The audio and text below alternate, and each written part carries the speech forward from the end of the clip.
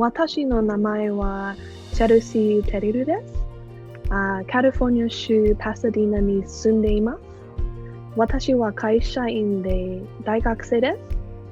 2年ぐらい日本語を勉強しています。1年間パサディナシティコレッジで日本語を勉強しました。でも今、富士スクールで勉強しています。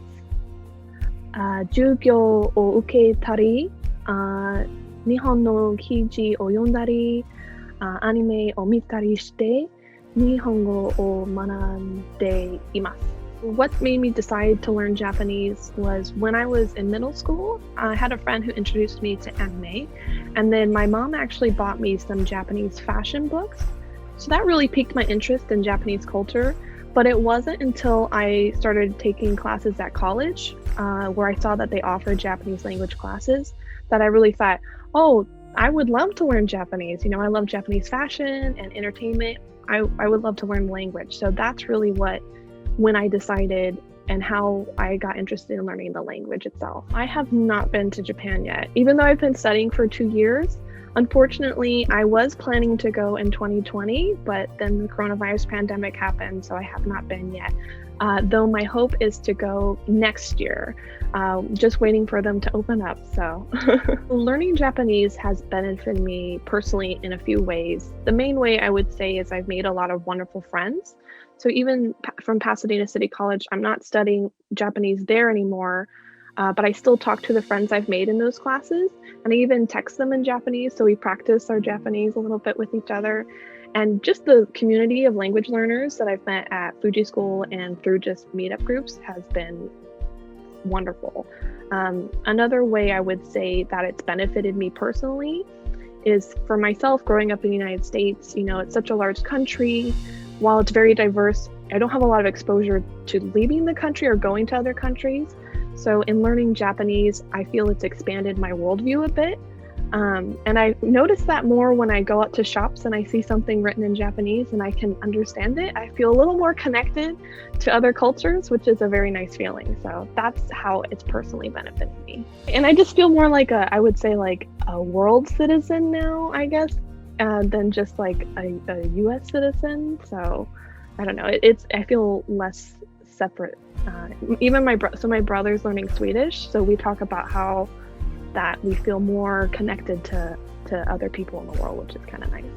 So some further examples of that would be, I went to a shop with my boyfriend and I saw just a little t-shirt and it had strawberry milk written in Japanese on it, and I was like, oh, that's wonderful.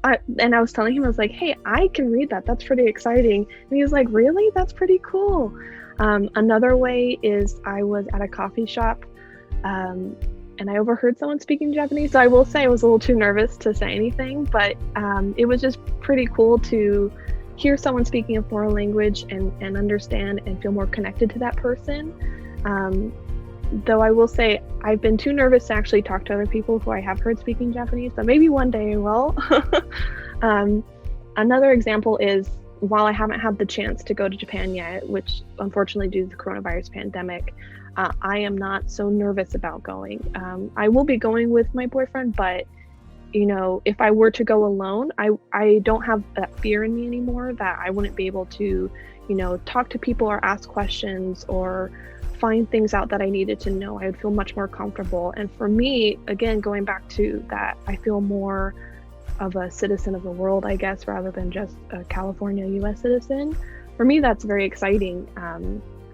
That I would feel more comfortable doing things like that, where maybe 2 years ago I would have been really scared or nervous to do that. Some words of encouragement I have for those who are currently learning or thinking about learning Japanese would be, you can do it. I think the reason I waited so long to learn Japanese was there was a part of me that felt, wow, that would be really wonderful to be able to speak that language, but that's something I don't think I'll be able to do. It seems very difficult, and it's not. So I wish I had started earlier, but better late than never, but also you can do it. So if there's any fear you have that you can't or that it's going to be difficult, don't let that stop you.